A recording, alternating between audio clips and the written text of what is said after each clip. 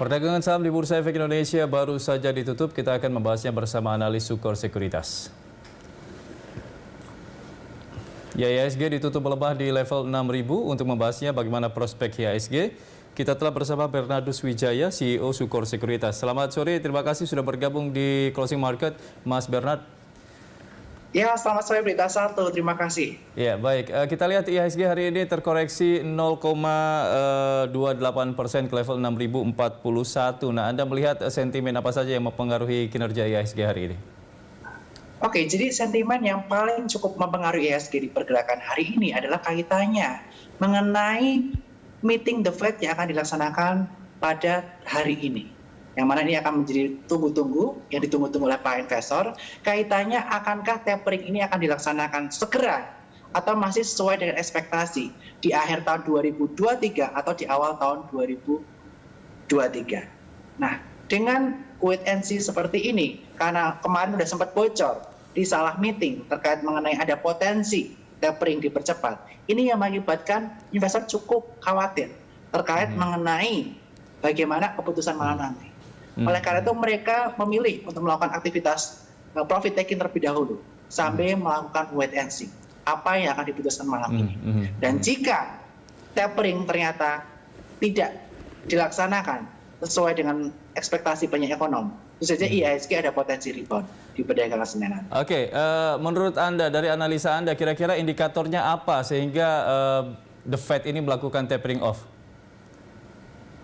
Oke, jadi untuk The Fed melakukan tapering off, udah ada berbagai indikasi di mana kita melihat bahwa pertumbuhan ekonomi di Amerika Serikat sudah mulai keluar dari resesi, sudah cukup baik, dan kita juga bisa melihat bahwa neraca dagang dari Amerika Serikat juga sudah mulai di zona positif.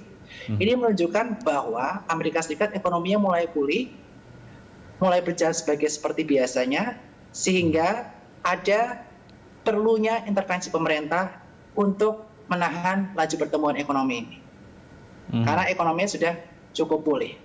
Karena dengan aktivitas tapering ini diharapkan masyarakat akan mulai melakukan aktivitas ekonomi real, tidak hanya di pasar modal saja. Seperti itu. Artinya dari analisa Anda bisa jadi ini the Fed melakukan tapering off-nya lebih cepat dari awal jadwal semula, begitu? Nah, tapi kalau kami dari Sukor Sekuritas, kita masih melihat bahwa pasti Amerika Serikat ini masih melihat sebenarnya masih ada beberapa indikator ekonomi yang kurang baik. Yang pertama adalah kaitannya mengenai lapangan pekerjaan. Walaupun lapangan pekerjaan sudah nambah terus, tapi belum sebaik sebelum pandemi terjadi. Karena masih banyak perusahaan yang banyak pertumbuhannya di tahun 2020-2021 ini adalah perusahaan IT sebagian besar teknologi, yang mana teknologi ini tidak membutuhkan lapangan pekerjaan yang banyak, sehingga masih banyak pengangguran yang belum mendapatkan pekerjaan. Selain itu yang kedua, masih ada kaitannya mengenai varian Delta yang di Amerika Serikat mulai merebak. Sebenarnya dua hal ini menjadi indikasi bahwa Amerika ini masih harus istilahnya memberi pelumas terhadap perekonomiannya, yaitu dengan adanya pelonggaran kebijakan atau kebijakan quantitative easing yang selama itu telah dilakukan untuk terus dijalankan, supaya perekonomiannya bisa lari. Nah, oleh karena itu menurut saya dengan adanya varian Delta yang masih belum bisa diprediksi, apalagi kita melihat di Timur Tengah mulai ada perang nih, di mana kita melihat ada bom di Kabul, Afghanistan. Nah, ini akan menjadi salah satu memanasnya geopolitik signal, signal bahwa sepertinya perekonomian masih perlu dikejut lagi, sehingga quantitative easing masih dilanjutkan, tapering ditunda dulu. Seperti itu. Lantas seperti apa daya tahan investor domestik, investor dalam negeri terkait dengan sinyal tapering off dari the Fed ini? Nah, sebenarnya kalau dari IHSG sendiri ya, Mas, IHSG ini sejak tahun 2015-2013 ketika ada mini crisis di IHSG, kita melihat outflow-nya cukup besar. Tetapi outflow yang ada di tahun 2013 dan di 2015 itu belum kembali lagi masuk 100% ke IHSG. Sehingga dari tahun 2013-2015 kita bisa bilang IHSG itu masih net sell foreign-nya statusnya sejak waktu tersebut. Dan komposisi kepemilikan asing di Indonesia juga menurun. Di mana di tahun 2015 itu di kisaran area 60%. Sekarang kepemilikan asing di IHSG hanya di angka 45%. Which is turun di kisaran 25% kepemilikannya.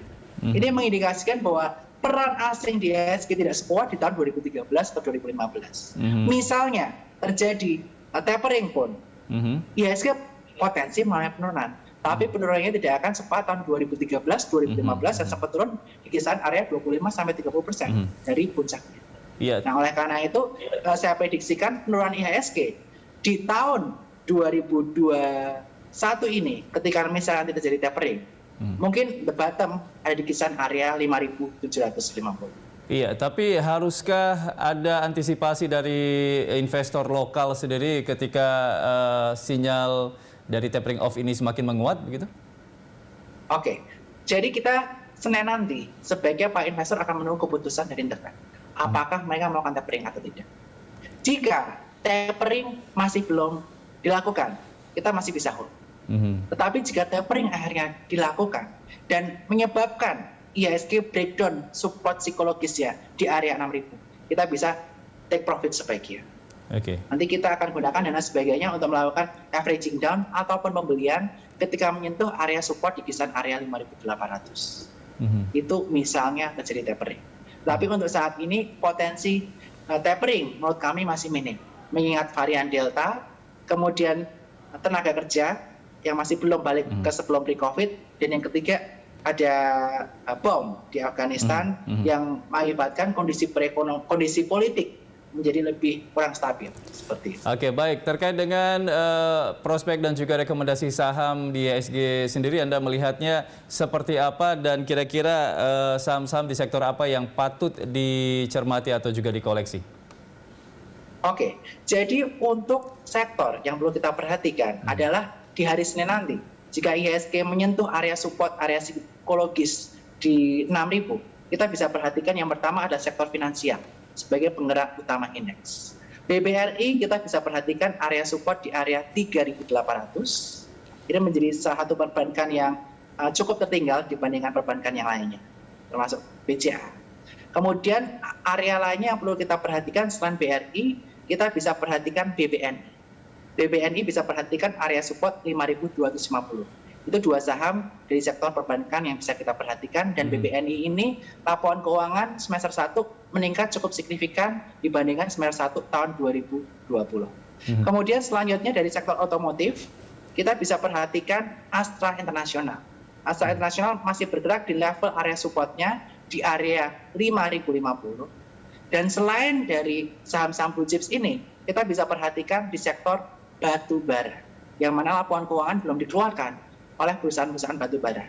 Di mana kita bisa perhatikan yang pertama adalah PTBA.